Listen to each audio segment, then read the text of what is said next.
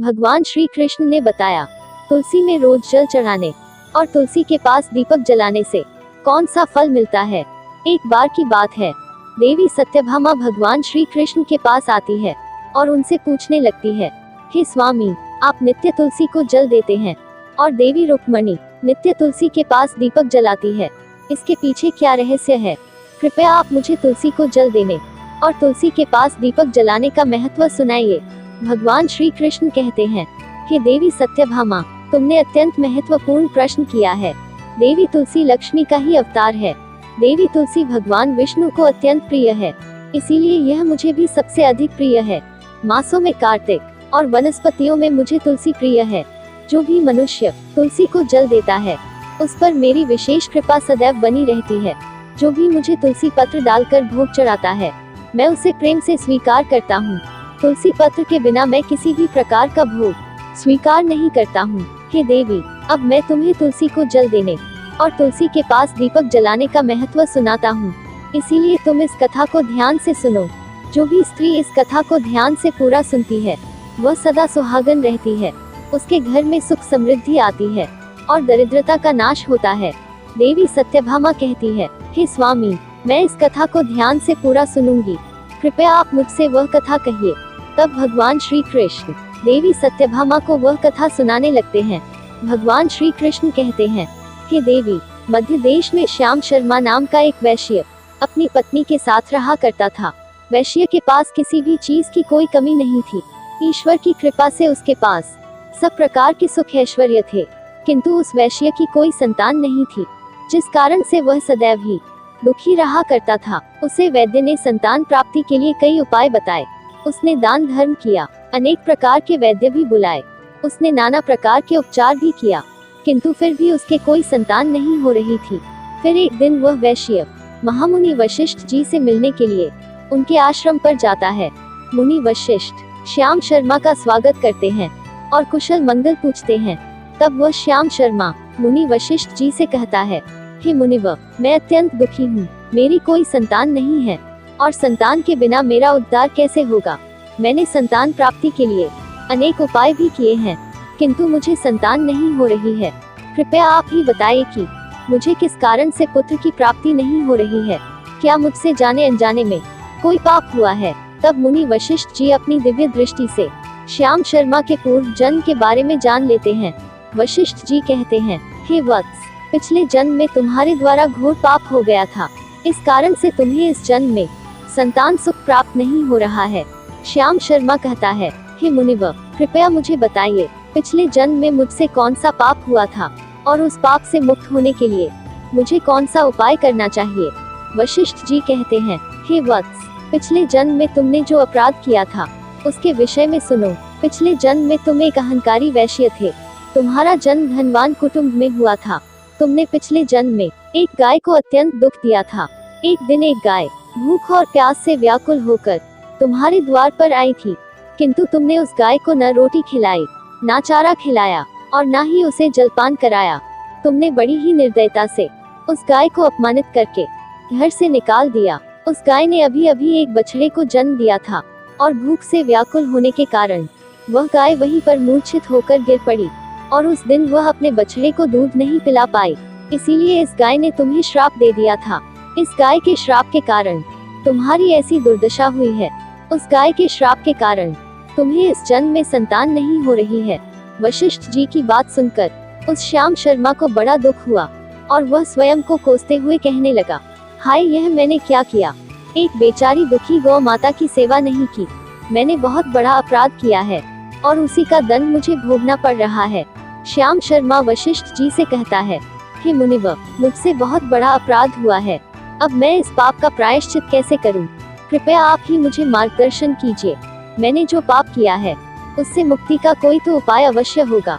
मैं अपना सब कुछ देकर उस पाप का प्रायश्चित करूंगा। कृपया आप ही कोई उपाय बताइए। मुझे संतान प्राप्ति कैसे हो सकती है? क्योंकि शास्त्र कहते हैं, पुत्र के बिना मनुष्य का उद्धार नहीं हो सकता। तब मुनि वशिष्ठ कहते हैं, हे वत्स, इस पाप का एक ही उपाय है। तुम पुत्र प्राप्ति के लिए पुत्रेष्ठ यज्ञ करो। इसी यज्ञ के फल स्वरूप तुम्हें संतान की प्राप्ति होगी। इस यज्ञ को संपन्न करके तुम ब्राह्मण को भोजन कराओ वस्त्र और गाय का दान करो, तभी तुम्हें इस पाप से मुक्ति मिलेगी। तब श्याम शर्मा वशिष्ठ जी को धन्यवाद देते हुए कहता है, हे मुनिवर, आपका कोटि कोटि धन्यवाद। मैं आपके कहे अनुसार अवश्य ही पुत्रेष्ठ यज्ञ करूंगा और ब्राह्मणों को गायों का दान करूंगा। इतना कहकर वह श्याम शर्मा शीघ्रता से अपने घर पर लौट आता है और अपनी पत्नी को सारी हकीकत सुनाता है। फिर वे दोनों ही पुत्रेष्ठ यज्ञ की तैयारी करते हैं। अनेक ऋषि मुनियों को निमंत्रण देकर वह श्याम शर्मा पुत्रेष्ठ यज्ञ संपन्न करता है और उन ऋषि मुनियों तथा ब्राह्मणों को गाय का दान करता है। यज्ञ के संपन्न होने के पश्चात यज्ञ की आग से अग्निदेव प्रकट होते हैं और उस श्याम शर्मा को कहते हैं, हे श्याम शर्मा, आज तुम्हारा यज्ञ सफल हुआ है। तुमने पुत्र प्राप्ति के लिए यह यज्ञ किया था, इसीलिए तुम्हें मेरी कृपा से एक पुत्र की प्राप्ति होगी। किंतु तुम्हारे पुत्र की आयु केवल 18 वर्ष की ही होगी और 18 वर्ष समाप्त हो जाने के पश्चात तुम्हारे पुत्र की मृत्यु हो जाएगी। इतना कहकर अग्निदेव अंतर्ध्यान हो जाते हैं। पुत्रेष्ठ यज्ञ करके और अग्निदेव से पुत्र का वरदान प्राप्त करके वह श्याम शर्मा बहुत प्रसन्न तो हुआ, किंतु उसे बड़ा दुख भी हुआ। श्याम शर्मा ने सोचा, पुत्र न होने से अच्छा है कम आयु वाला पुत्र ही ठीक है। फिर वह पहले की तरह अपने कार्य में लगा रहा।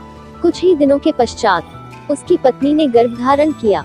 श्याम शर्मा ने पुत्र के जन्म से पूर्व किए जाने वाले सभी संस्कार किए और फिर उसे एक अत्यंत सुंदर पुत्र की प्राप्ति हुई। वह बालक बड़ा ही तेजस्वी दिखाई पड़ रहा था। श्याम शर्मा ने पुत्र के जन्म के बाद किए जाने वाले भी सभी संस्कार किया और पुत्र को गुरुकुल में शिक्षा प्रदान की। श्याम शर्मा का पुत्र जैसे जैसे बड़ा होने लगा, श्याम शर्मा को बहुत अधिक चिंता सताने लगी। फिर जब उसका पुत्र 16 वर्ष का हुआ तो श्याम शर्मा की पत्नी ने उससे कहा, अब हमें अपने पुत्र का विवाह कर देना चाहिए। हमारा पुत्र अब विवाह के योग्य हो गया है। श्याम शर्मा ने कहा, हे प्रिय, विधि के विधान के अनुसार हमारे पुत्र की आयु केवल 18 वर्ष की है। 18 वर्ष के पश्चात हमारे पुत्र की मृत्यु हो जाएगी, इसीलिए हमें इसका विवाह करके किसी कन्या के जीवन को बर्बाद नहीं करना चाहिए। वह तो 2 वर्षों बाद विधवा हो जाएगी, फिर उसे जीवन में अनेक कष्ट सहन करने पड़ेंगे। लेकिन श्याम शर्मा की पत्नी नहीं मानी, वह अपने पुत्र का विवाह होता देखना चाहती थी। श्याम शर्मा की पत्नी कहती है, हे नाथ, कुछ भी हो, मैं अपने पुत्र को अविवाहित मरते हुए नहीं देख सकती। हमारे पास किस चीज की कमी है? हमारी पुत्र वधू इस संपत्ति को प्राप्त करके सुखी जीवन जी सकती है, इसीलिए अब आप संकोच न करें और हमारे पुत्र के लिए एक सुंदर कन्या की खोज करें। अपनी पत्नी के मन के आगे श्याम शर्मा की एक न चली और फिर वह पुत्र के विवाह के लिए मान गया। फिर उसने पास ही के नगर में रहने वाले एक अत्यंत गरीब वैश्य की पुत्री के साथ अपने पुत्र का विवाह संपन्न किया। श्याम शर्मा की बहू का नाम सुभद्रा था। वह अत्यंत गुणवान, चरित्रवान और पतिव्रता नारी थी। वह अपने पति की मृत्यु की बात को नहीं जानती थी। सुभद्रा नित्य अपने सास ससुर और अपने पति की सेवा करने लगी। वह सभी के साथ बड़े प्रेम से रहती और कभी किसी की आज्ञा का उल्लंघन नहीं करती थी। उसने अपनी मधुर वाणी और कार्य कुशलता से सभी के मन को जीत लिया। इस प्रकार से 2 साल बीत गए और फिर वह समय निकट आ गया जब श्याम शर्मा के पुत्र की मृत्यु होने वाली थी। श्याम शर्मा को बड़ा भय लगने लगा। फिर एक दिन उसने अपनी बहू को बुलाया और उससे क्षमा मांगते हुए कहने लगा, हे बहू, तुम मुझे क्षमा कर देना, मैंने तुम्हारे साथ बड़ा अन्याय किया है। सुभद्रा ने कहा, हे ससुर जी, आप ऐसा क्यों कह रहे हैं? आप मुझसे क्षमा मांगकर मुझे लज्जित न कीजिए। मैं आपसे छोटी हूँ, आपकी पुत्री के समान हूँ। कृपया आप संकोच न करते हुए आपके मन में जो भी बात है वह कहिए, मैं आपकी आज्ञा का पालन अवश्य करूंगी। फिर श्याम शर्मा कहने लगा, हे पुत्री, तुम कल्याणी हो, तुम एक महान पतिव्रता स्त्री हो, किंतु मेरे पुत्र के साथ तुम्हारा विवाह होने से पूर्व मैंने तुमसे एक बात छुपाई है। हमें पुत्र की प्राप्ति पुत्रेष्ठ यज्ञ करने के बाद हुई थी और अग्निदेव ने हमें यह कहते हुए पुत्र प्राप्ति का आशीर्वाद दिया था कि हमारे पुत्र की आयु केवल 18 वर्ष की होगी। 18 वर्ष के बाद हमारे पुत्र की मृत्यु हो जाएगी। अपने ससुर की बात सुनकर सुभद्रा ने कहा, हे ससुर जी, बस इतनी सी बात, आप चिंता न कीजिए। मैं आपको वचन देती हूँ कि आपकी पुत्र वधू मैं कभी विधवा नहीं होंगी। आपके पुत्र के प्राणों की रक्षा मैं करूंगी। आप बस मुझे एक दीपक, जल का घड़ा और एक गाय ला कर दीजिए। मेरे पति के प्राणों की रक्षा इन्हीं से होगी। सुभद्रा की बात सुनकर श्याम शर्मा को बड़ा आनंद हुआ और वह कहने लगा, हे बहू, जैसी तुम्हारी इच्छा, मैं तुम्हें वह सब चीज लाकर देता हूँ। इतना कहकर श्याम शर्मा ने अपनी बहू को वह तीनों चीजें लाकर दी। फिर जब वह दिन निकट आ गया जिस दिन सुभद्रा के पति की मृत्यु होने वाली थी, उस दिन सुभद्रा ने सुबह उठते ही तुलसी को जल चढ़ाया और उसे प्रणाम करते हुए तुलसी के पौधे पर एक चुनरी बांध दी और तुलसी माता से प्रार्थना की, हे तुलसी माँ, मैं आपको चुनरी चढ़ा रही हूँ, कृपया अब तुम ही मेरे सुहाग की रक्षा करना। फिर सुबह के समय यमराज का एक दूत श्याम शर्मा के पुत्र के प्राण लेने के लिए उसके घर पर आ गया। जैसे ही वह घर में प्रवेश करने लगा, तब तुलसी के पौधे ने उसे रोक दिया और कहा, हे यमदूत, इस घर में निवास करने वाली स्त्री ने मुझे चुनरी चढ़ाई है और इसीलिए अब इसके सुहाग की रक्षा मैं कर रही हूँ। तुम इसके घर में प्रवेश नहीं कर सकते। इतना कहकर तुलसी ने यमराज के उस दूत को घर में जाने से रोक दिया। वह दूत भयभीत होकर सुभद्रा के पति के प्राण लिए बगैर ही यमपुरी लौट गया। यमपुरी में जाकर उसने यमराज से कहा, हे धर्मराज, मैं धरती लोक पर एक पुरुष के प्राण लेने के लिए गया था, किंतु तुलसी के पौधे ने मेरा रास्ता रोका। उस तुलसी के पौधे के कारण मैं घर में प्रवेश नहीं कर पा रहा हूँ। इस बात पर यमराज को बड़ा क्रोध आ गया। फिर उन्होंने अन्य दो दूतों को बुलाया और कहा, तुम अब शाम के समय सुभद्रा के घर पर जाओ। जब तुलसी का पौधा सो रहा होगा, तुम उसके पति के प्राण लेकर यमलोक आ जाओ। फिर शाम के समय यमराज के दो दूत सुभद्रा के घर की ओर निकल पड़े। सुभद्रा ने शाम होते ही तुलसी के पास एक दीपक जला दिया और उस दीपक से प्रार्थना की, हे दीपक, अब तुम ही मेरे पति के प्राणों की रक्षा करो। यम के दूत मेरे पति के प्राण लेने के लिए आ रहे हैं।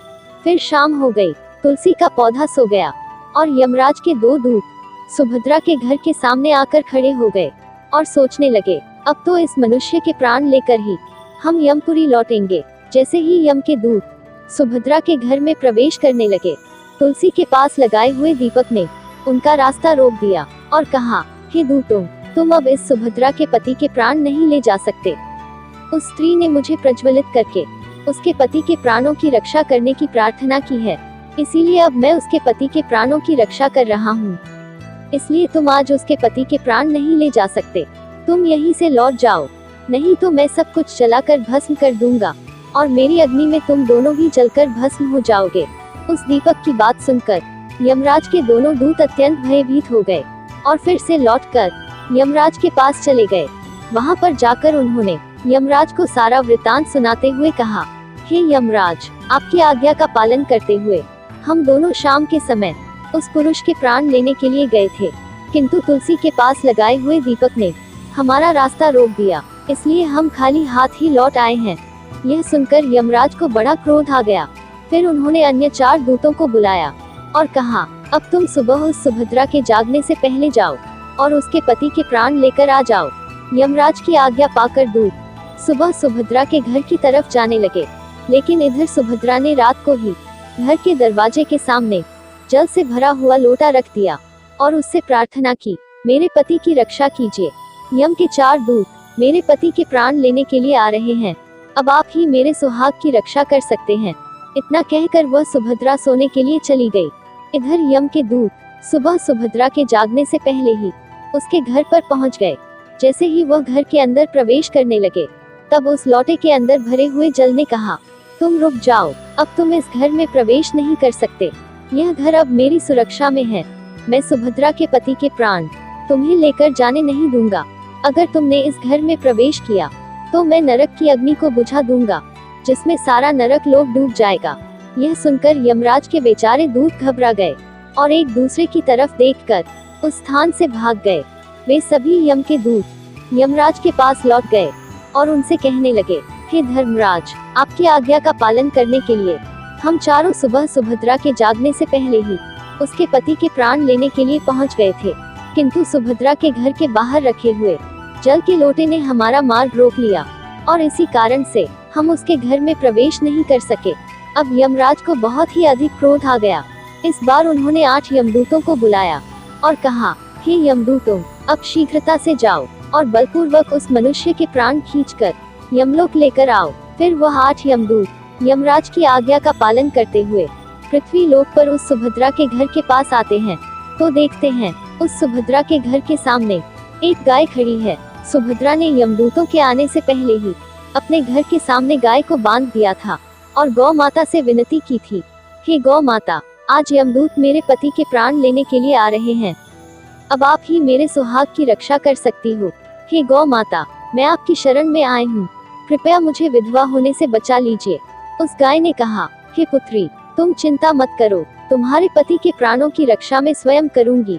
मेरे होते हुए यम के दूत तुम्हारे घर में प्रवेश नहीं कर पाएंगे, इसलिए तुम चिंता से मुक्त होकर घर में अपने पति की सेवा करो। फिर जैसे ही वे यमदूत घर के अंदर प्रवेश करने के लिए आगे बढ़ते हैं, तब वह गाय उन्हें रोक देती है और कहती है, इस घर में तुम लोग प्रवेश नहीं कर सकते, इस घर की रक्षा मैं कर रही हूँ। मेरे रहते कोई भी इस घर के अंदर प्रवेश नहीं कर सकता। यदि तुमने घर के अंदर प्रवेश करने का प्रयत्न किया तो मैं तुम सभी को श्राप दे दूंगी। अगर तुम्हें इस घर के अंदर प्रवेश करना है तो तुम्हें पहले मेरे प्राण लेने पड़ेंगे और तुम सभी को गौ हत्या का पाप लगेगा, जिसका कोई प्रायश्चित नहीं है।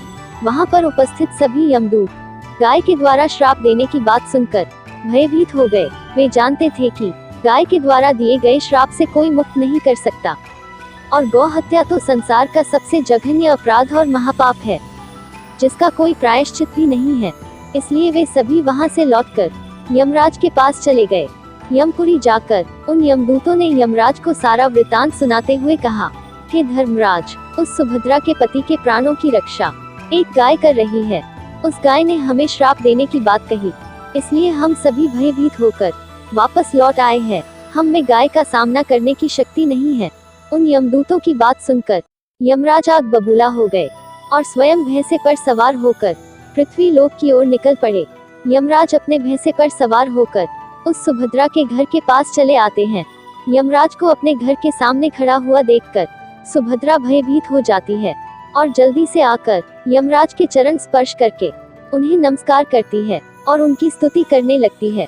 हे यमराज, आप तो तीनों लोकों के प्राणियों पर कृपा करने वाले महान देवता है। इस संसार के समस्त प्राणियों के पाप और पुण्य का लेखा जोखा आप अपने पास रखते हैं। हे न्याय के देवता धर्मराज, मैं सत्य धर्म का पालन करने वाली पतिव्रता स्त्री हूँ। मैं आपको बारंबार नमस्कार करती हूँ, कृपया मुझे आशीर्वाद दीजिए। सुभद्रा के द्वारा की गई स्तुति से यमराज अत्यंत प्रसन्न होते हैं और उसे अनजाने में ही सदा सुहागन रहो ऐसा कहकर आशीर्वाद देते हैं। फिर जब यमराज सुभद्रा के पति के प्राण ले जाने के लिए आगे बढ़ते हैं तो सुभद्रा कहती है, हे धर्मराज, आपने अभी मुझे सदा सुहागन रहने का आशीर्वाद दिया है, अब आप मेरे पति के प्राण लेने जा रहे हैं, इससे तो आपका आशीर्वाद झूठा साबित हो जाएगा। यह सुनकर धर्मराज रुक जाते हैं और सुभद्रा की ओर देखकर मुस्कुराने लगते हैं। सुभद्रा के निर्मल हृदय और अपने पति के प्रति समर्पण भाव को देखकर यमराज अत्यंत प्रसन्न होते हैं। सुभद्रा की ओर देखकर यमराज कहते हैं, हे पुत्री, आज तुमने साक्षात मृत्यु को ही पराजित किया है। मैं तुम्हारे पतिव्रत धर्म से अत्यंत प्रसन्न हूँ। अब मैं तुम्हारे पति के प्राण छोड़ देता हूँ। तुम्हारी जो भी मनोकामना है वह मुझसे मांग लो। तब सुभद्रा ने कहा, हे धर्मराज, मैं अपने पति के लिए 100 वर्ष की आयु मांगती हूँ। मेरे लिए मेरे पति ही परमेश्वर है। मैं अपने पति को छोड़कर जीवित नहीं रह सकती, इसलिए आप मुझे यही वरदान दीजिए। तब यमराज प्रसन्न होकर कहते हैं, तथास्तु। हे कल्याणी, आज से जो भी स्त्री अपने घर के सामने तुलसी का पौधा लगाती है, तुलसी के पास शाम को दीपक जलाती है, जिस घर के सामने गाय बंधी होती है और जो स्त्री अपने घर के सामने जल का लोटा रखती है, उसके घर में कभी मेरे दूत प्रवेश नहीं करेंगे। इतना कहकर यमराज उस स्थान से अंतर्ध्यान हो जाते हैं। भगवान श्री कृष्ण कहते हैं, हे देवी, इस प्रकार से उस सुभद्रा ने अपने पतिव्रता धर्म का पालन करके उसकी मृत्यु को टाल दिया था। इसीलिए जो भी स्त्री अपने घर के सामने तुलसी का पौधा लगाती है, रोज शाम को तुलसी के पास दीपक जलाती है, उसके घर में मृत्यु प्रवेश नहीं करती है। जिस घर के सामने गाय बंधी होती है, उस घर में कभी दुख दरिद्रता नहीं आती है। जो स्त्री अपने घर के सामने जल से भरा हुआ लोटा रखती है, उसके घर में कभी शोक नहीं होता है। तो दोस्तों, इस प्रकार से भगवान श्री कृष्ण ने देवी सत्यभामा को तुलसी के पास दीपक जलाने का महत्व सुनाया। जय श्री कृष्ण। दोस्तों, आपको यह कथा कैसी लगी? आप कमेंट बॉक्स में जय श्री कृष्ण लिखकर अवश्य बताएं। साथ ही वीडियो को लाइक और शेयर करें।